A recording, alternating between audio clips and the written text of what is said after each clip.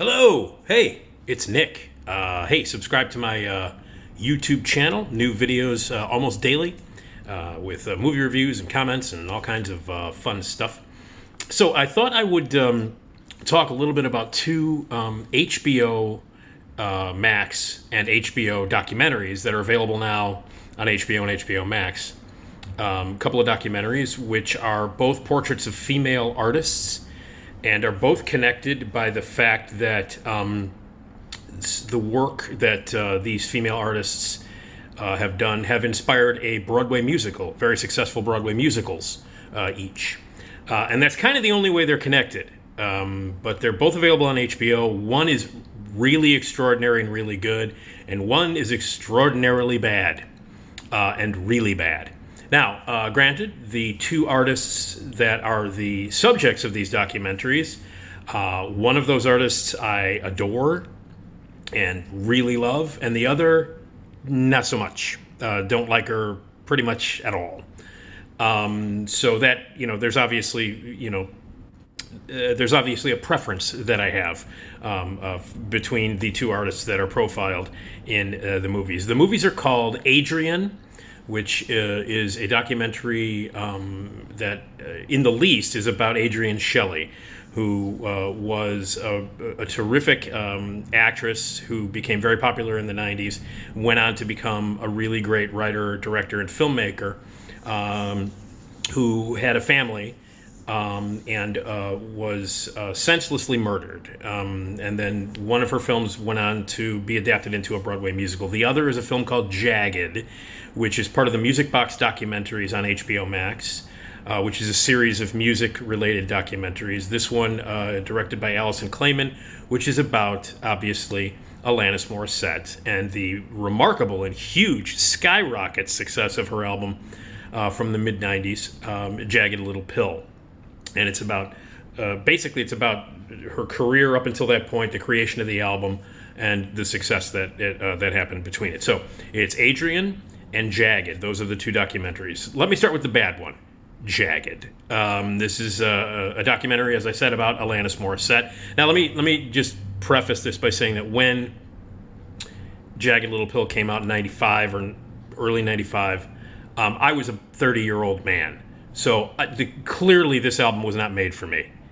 30-year-old men did not go nuts when they heard Jagged Little Pill. The album was clearly aimed at young women, specifically teenage women or women up into their 20s or mid-20s. That seemed to be the target audience because it's an album that clearly speaks to many young women.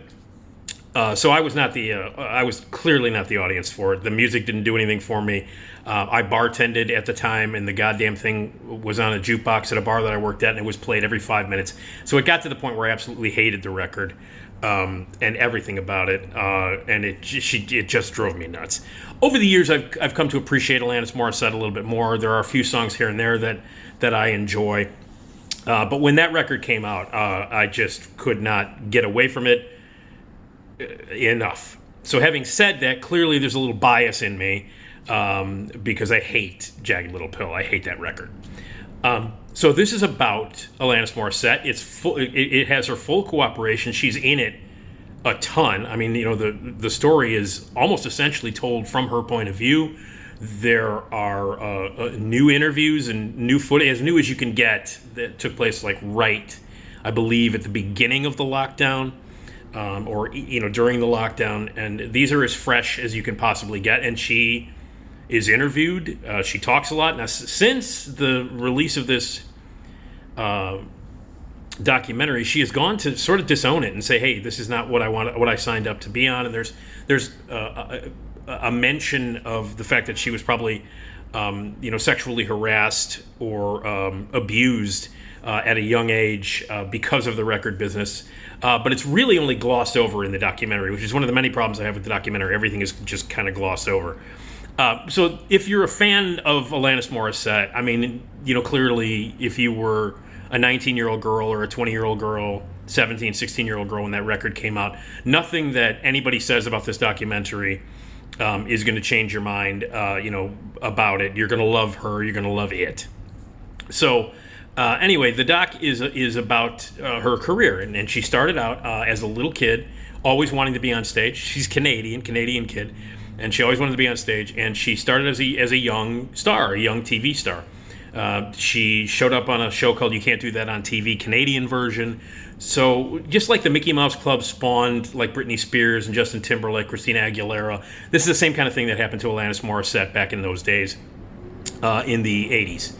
And she had hit records as like a 14 or 15-year-old in her native Canada, and was essentially like the Canadian Debbie Gibson Tiffany of her time.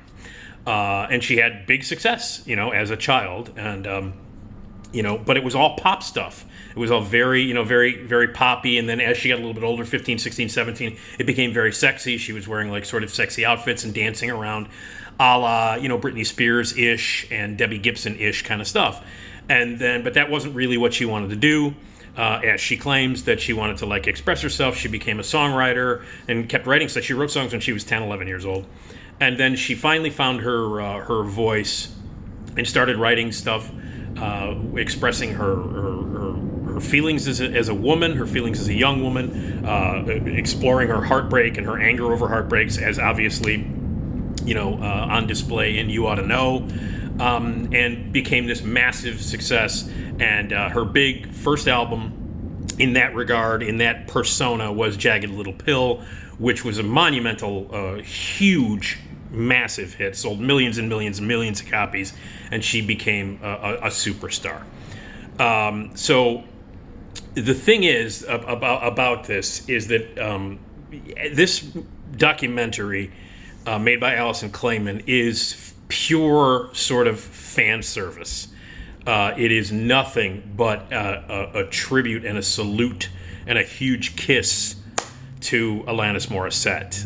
Nothing she ever did was not great, according to this documentary. She had some troubles in her life, which are, again, glossed over, but it just seemed like everything, according to this documentary, she was avant-garde. She was kicking down barriers. She's one of the most important voices in the history of music in terms of expressing young women and their angst and their anger, which, of course, is horseshit, because there have been tons of artists before Alanis Morissette to do the kind of thing that Alanis Morissette did, and do it better than Alanis Morissette did it. But that seems to be completely glossed over. Again, this is just absolute service to Alanis Morissette. The fact that she doesn't like it is shocking to me, because it's basically 90 minutes of praising every single thing that Alanis Morissette could ever do in her life. But that's just not the case. When she changed the persona from teeny pop Canadian pop star to angsty, angry, poetic-y female artist, she was teamed up with a guy named Glenn Ballard. Glenn Ballard is as surfacey a producer as you can possibly get.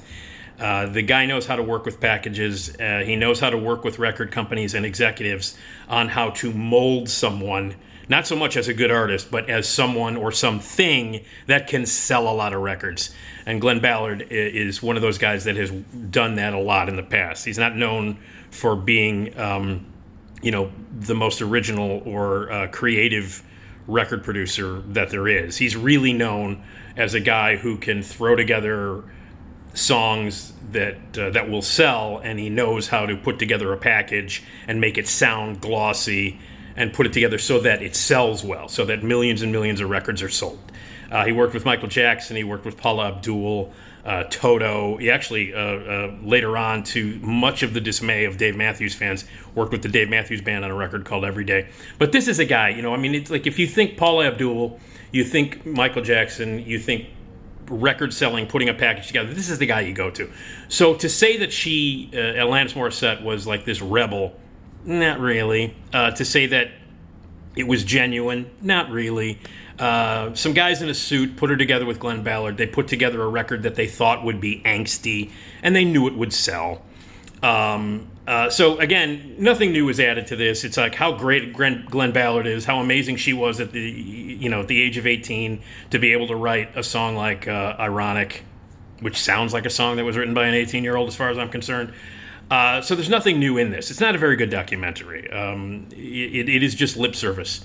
But I just want to mention very quickly, for people who watch this documentary or have talked about the history of Jagged Little Pill, which became a Broadway show, a very successful Broadway show that I believe is still running. Yes, Diablo Cody wrote the book for it. Diablo Cody, who wrote Juno and some other stuff.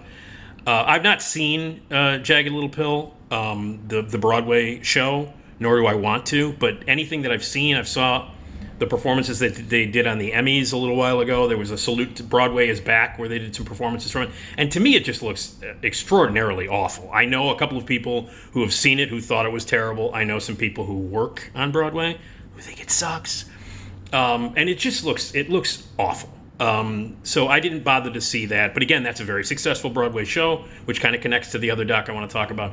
But the fact that in all of this time where people praise and talk about Jagged Little Pill and how amazing Alanis Morissette was and how she broke through barriers and she was the first to do this kind of record, that's bullshit. Bullshit. Not even in that time period was she the first to do that kind of thing.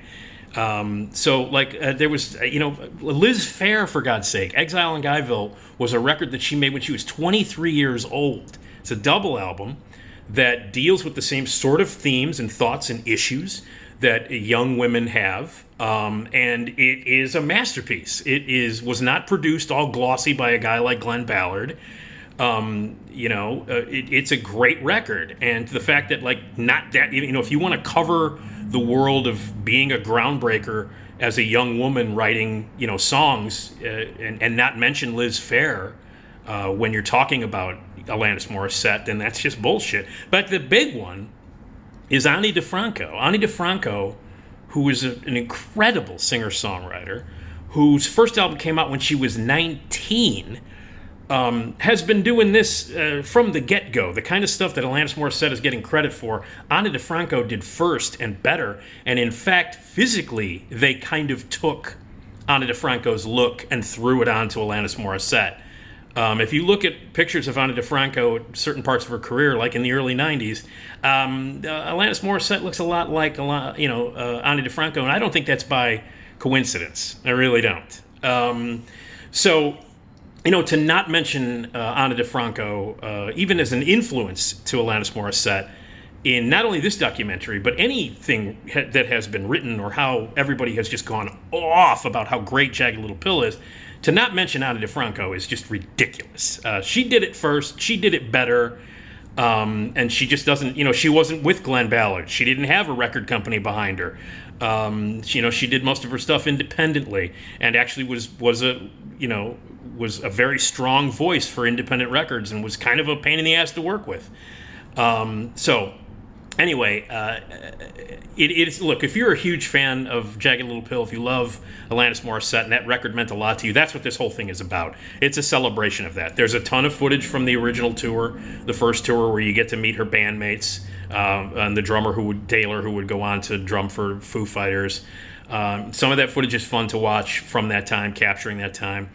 And again, she speaks for herself, even though now she's denounced the documentary. So if you're a fan of Alanis Morissette, if Jagged Little Pill was a great record to you, you're going to love this. Now, it's not truthful. It doesn't tell you who the real heroes in that genre were before Alanis Morissette kind of stepped in and kind of did her thing. It doesn't criticize the album in any possible way for being not a good record with not very good songs on it, which is what it is. No mention of Ani DiFranco being, kind of the original in that complete package that they were trying to sell. Then you'll love it. I mean, you'll love it. I, however, found it to be it was like Ghostbusters Afterlife. If you're a fan of Ghostbusters, here you go. It's all yours. It's not challenging. It won't do anything that you don't want it to do. It's very safe, and it sucks. So Jagged on HBO, about Alanis Morissette and the making and the success of the album Jagged Little Pill. I thought it was terrible. Again, a slight on music history. And again, Ani DiFranco did it first. She did it better. And it's always going to be that way. Always. Sorry. Fact. The other one, on the other hand, there's also another documentary called Adrienne, which is on HBO, available on HBO and HBO Max. directed by Andy Ostroy, who is the widower of Adrienne Shelly. Adrienne Shelly, as this movie is about, was a wonderfully talented person. She started out as a quirky actress who starred in the independent films of the great Hal Hartley. Her first movie was in 1989, and she was 23 when she made it, and it was called The Unbelievable Truth. And as soon as I saw her on screen, I fell in love with her. I thought she was great. She had a lot of charisma. She was really, really talented, very, very quirky. And she was great. She followed it up with another Hal Hartley movie called Trust. And by that point, I was completely in love with her. She became an indie darling actress in the 90s, made a bunch of movies that were kind of forgettable. But what she really wanted to do was to write and direct her own stuff. So she started to do that. And she made a couple of small independent features that were really, really terrific. And she went on to make a film in the mid-2000s called Waitress that she wrote, had a small part in. Kerry Russell from Felicity was the lead. And it was this wonderfully quirky and really, really terrific movie about a waitress who is married, who gets pregnant. And it is about dealing with her choices in her life, her love life, and, growing older. And dealing with what it was like to be a woman, and dealing with the sexual politics of that, which this movie was made, not in 2017. It was made in 2006, way before the Me Too movement, brought these important things to light. Adrienne Shelly was covering it in this movie, and the movie went on to become a huge success. It was bought at Sundance Film Festival. It became a big success. People really love it. It's sort of an indie film classic. Great performance by Kerry Russell. And it went on to become a Broadway musical. Sarah Bareilles wrote the music and the songs for it. And it went on to be a very successful Broadway musical. Very entertaining one. I actually saw this one. And I thought it wasn't great, but it was very entertaining. And it became a huge success. The movie was a success. The Broadway show was a success. And Adrienne Shelly never, ever got to see any of that, because she was murdered before the film was even released.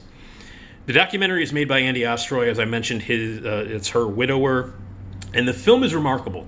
It's a remarkable piece of work on several levels, because it tells a bunch of different stories at once. It's kind of 3 or 4 different kinds of documentaries all put together. In one regard, it is a great portrait of a really great artist, Adrienne Shelly. You get to know her from, her mother talks about her father passed away when she was 12. Her brothers, her brother and everybody in her family, her in-laws, all the people talk about her, the people that have worked with her. They went out of their way to talk to Hal Hartley and Paul Rudd and other people, with Kerry Russell, everybody who was in and working with her on Waitress and stuff. That people, longtime friends who knew her as a child and from her first career, from her, from the very beginning of her career. When she started to direct short films, Andy got people who were in those short films, who worked on them. And this is a portrait of Adrienne Shelly as an artist. If you don't know who she is, you will know who she is. You don't have to know who she is in order to watch this movie. If you don't know who Adrienne Shelly is, that should not deter you from watching this unbelievably good film. So it is a portrait of a young girl who becomes an artist, and it's really beautiful, and it's really thorough, and it's really gratifying to see this documentary about this artist. It is also about the struggles of being a woman making art, much more so than Jagged was. It's about that struggle that women have gone through in order to make art, especially as a filmmaker.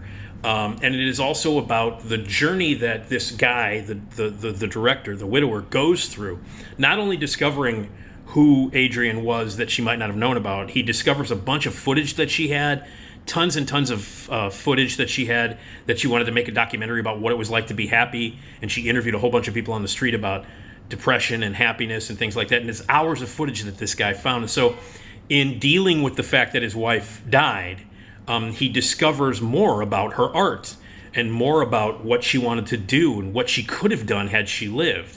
So it's about a guy discovering his wife who died, who was murdered. It also becomes a movie. She left behind a very, very young daughter when she was killed, and that daughter has had to grow up. Who's now 18, has had to grow up without a mother, and it's about that relationship that the father and the daughter have. It's about the father trying to teach the daughter about Adrienne, about the fact that her mother was taken away she was a baby when her mom died, and introducing her to the art. It's about her getting to know her father and getting to know her mother who passed away through footage and through notes and diaries and poems and scripts that they found. So it's about this portrait of this widower and this daughter who are trying to deal with the fact that this woman is died and look at her art for what it was. And then on top of that, it becomes this incredible real crime story, because when Adrienne Shelley was first discovered to be dead, she had had a bedsheet wrapped around her neck and she was hanging from a shower, so they immediately thought it was suicide. Andy Ostroy, her widower, and her family said, no way.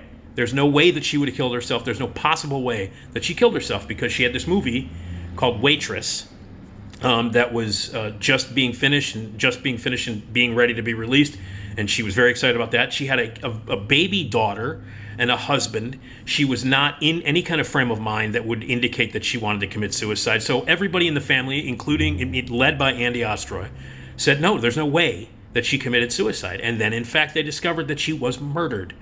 A guy had broken into their house to steal some money, and she ended up being murdered, and it was made to look like a suicide. So then this film, not only a great portrait of an artist, a great portrait of a family trying to, be together, a father and a daughter, and the people that Adrienne Shelley had left behind, not only about that, but then it becomes a real-life crime drama. At one point, Andy Ostroy the guy gets arrested. The guy who killed her is found, arrested, and put in jail and sentenced to 25 years. And at one point in the movie, Andy Ostroy decides that he wants to send a letter to the man who murdered his wife, and he wants to meet with him in order to have this closure. So it builds up to that. So it is structured not only as a great portrait of a great artist, not only as a great portrait of a female artist trying to do something great and having barriers put up in front of her. Not only is it a great portrait of a family, but then it becomes this really intriguing murder mystery thing. Like, it starts out, is it a suicide? Is it not? Is it a murder? Is it not? Will he meet with this guy who has been arrested? Will he meet with the murderer? And it all culminates into something really extraordinary. It is a really amazing documentary. Again, I had no idea it was going to go to the places that it went to. Being a fan of Adrienne Shelley, as huge a fan as I was, not only of her acting, which again, from the moment I saw her on screen in those Hal Hartley movies, I fell in love with her, but of her film work. Her two independent movies are really good, and Waitress is independent as well. Little seen films before, but Waitress is a great movie. If you've not seen it, it's a wonderful movie, a quirky movie, made by someone who could not only act but direct. And there's great footage in the movie about the making of Waitress, about how sure she was on set of what she wanted, what a great director she was. The people that they interview, including the actors and the people that worked on Waitress, talk about how assured she was, and what a magnificent movie it turned out to be. There is footage and talk about how everybody had to go to Sundance without her because Adrienne Shelley died before the film premiered hugely successfully at Sundance and was bought. And there's really some heartbreaking and amazing stories about that screening, the first screening at Sundance. An amazing story about how Andy Ostroy took a portion of her ashes and tossed them through the streets at the Sundance Film Festival so that Adrienne could be there, because it was heartbreaking that she wasn't there. So it is a heartbreaking documentary, a devastating documentary. I wept during it. There were moments in it where I sobbed. This woman was only 40 years old when she was killed. She was a year younger than me. When she was born in 66, I was born in 65. So she was one of these people whose career I watched as a contemporary and was just so thrilled with what I saw. There's a lot of films out there with her in them, and if you've not seen Waitress, you should see it. And again, long after her death, it became a Broadway musical, and a very successful one. It ran for many years on Broadway, and it was it was very entertaining musical that I liked a lot. But ultimately, this is I was destroyed when Adrienne, the documentary, was over. I was sobbing during it. It leads to there's some very dark stuff in it, some very beautiful stuff in it. This was a young woman who was taken away from her family, her young daughter and her husband, and never got to see the success of her last film. So it's tragic, and yet it's hopeful, and yet there is so much stuff that Adrienne Shelly left behind, stuff that we've never seen, including tons of footage and tons of writing that hopefully we'll be able to see. And she left behind a family who coped with her death the best they could and have moved on, and you see where they've gone. It's an extraordinarily gratifying documentary. It's a great film. Andy Ostray I knew it was going to be something that I liked because I love Adrienne Shelly, but it became much more than that. It is devastating, it's beautiful, it's heartbreaking, it's also joyous. It's also a great celebration of a woman who did amazing stuff while she was alive, not just artistically, but in creating a family that was taken away. So, the two polar opposites. You got Jagged, which is a terrible fan service piece of crap that doesn't acknowledge people like Ani DiFranco, who, if she didn't exist, Alanis Morissette wouldn't. So Jagged, HBO, not good, terrible in fact, but Adrienne on HBO, a truly great documentary. So they're connected in some ways by Broadway and, by them being portraits of female artists. One is great, Adrienne, one is terrible, and that's Jagged. So anyway, just my thoughts on a couple of those documentaries available on HBO Max. And there you go. All right, more videos will be coming up. I don't cut them on Fridays or Saturdays, but I'll be back Sunday with more videos right here. And subscribe to my YouTube channel. And thank you.